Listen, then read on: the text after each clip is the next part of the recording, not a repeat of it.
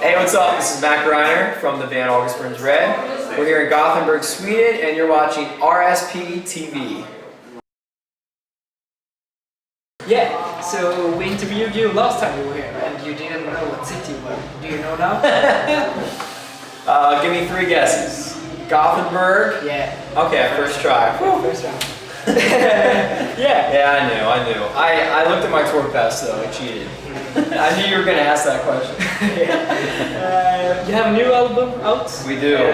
How was it to write your own songs again? Because the last one was covers from Christmas songs. Okay, yeah, sure. Last record we did was a Christmas cover record, and that was fun. It's not as fun though for me writing drums to covers as it is starting from scratch. So, how was it writing Rescue and Restore? It was challenging.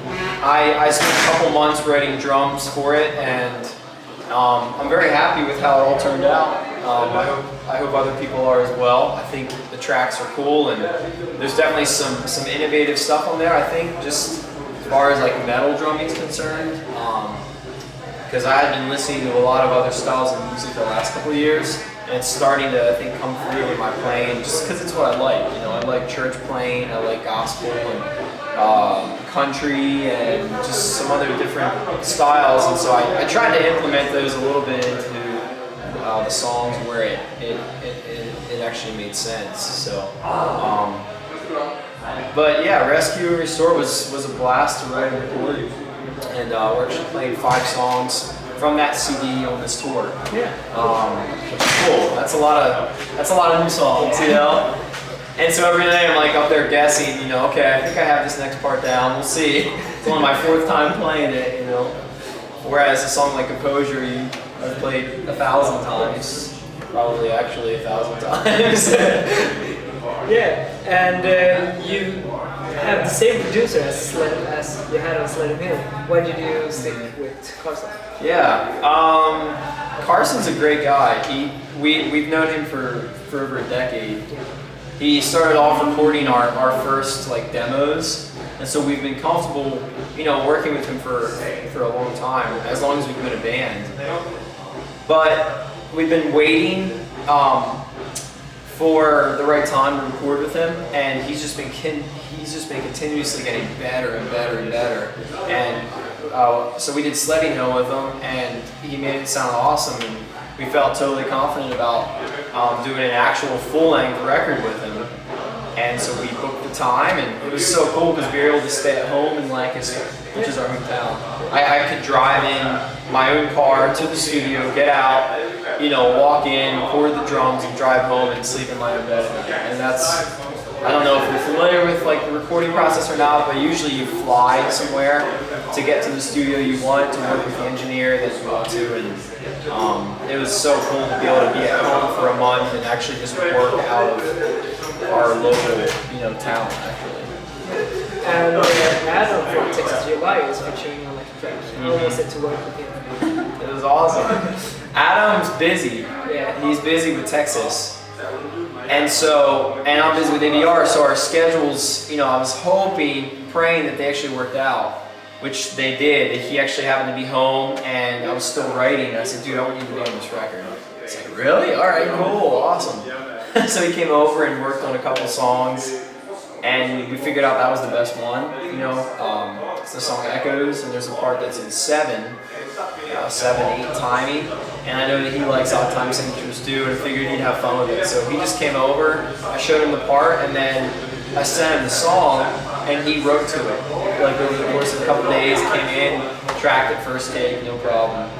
And it was kind of cool because I had recorded drums on his record, on Cloudy Vines, I think it's called, on the new record, and so it's kind of neat to be on each other's, you know, records. Yeah. Kind of a cool thing.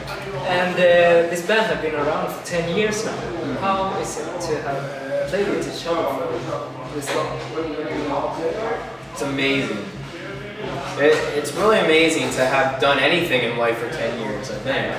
I always hear about people that have, you know, maybe someone's worked at a landscaping place in Pennsylvania since they were 17 and now they're 27. 10 years in the same occupation. And I always applaud that. I think it's neat that people are able to stick with something. I applaud the people, you know, in August Springs Rad, and also the people that have been working with us for so long to make it what it is. It's amazing to be able to do something, especially like music, you know, something in the arts that you can do for such a long time, have such longevity, and we're all very fortunate, you know. I think we're all very blessed to be able to get along with each other as well as we do, and just have the right people working with the right people, you know, the right people working for each other, and be able to balance work and fun and still keep it like a really solid unit. Have you done anything special this year? To celebrate the 10-year anniversary? Oh, okay, sure. I've done a few special things this year, but in regards to 10 years as a band, I don't think so. I mean, we've talked about it because it's neat, but we haven't done like a 10-year party or something. I actually did bring up for this CD, for Rescue and Restore, prior to naming it anything, you know, months before it was even recorded, I was thinking in my head, wouldn't it be cool to have like a name for the CD that had to do with 10 years or 10? And we didn't actually do it then because we found out that As They Dying has something to do with 10 years on one of their CDs, and it'd be a little weird. So we just went with something else completely. But it's a neat thing, and I don't know. I guess it's not that neat that we like throw a party for it or anything, but it's cool for all of us. Yeah. You know? And what's the next big thing for you? Well, of course, the show tonight. Besides that, of course, we have another 2.5 weeks over here in Europe. It's a great tour so far. We're 4 days in. And then we go home for a month, and then we go on a U.S. tour. Big U.S. tour. All over the U.S. I mean, it's like 50 days away from home. A lot of cities. So that's going to be a big deal for us, because we actually get to showcase the new record and show people the new songs.